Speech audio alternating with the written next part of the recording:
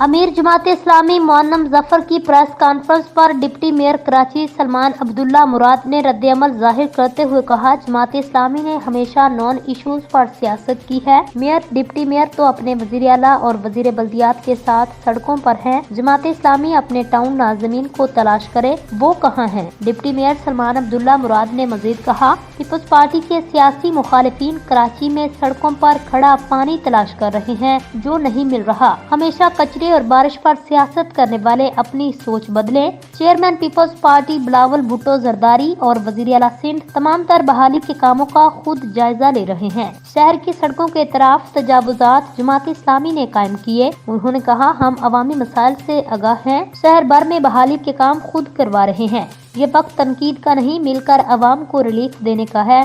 पर क्या करें, अल्लाह पाक मुखालिफिन को हदायत दे।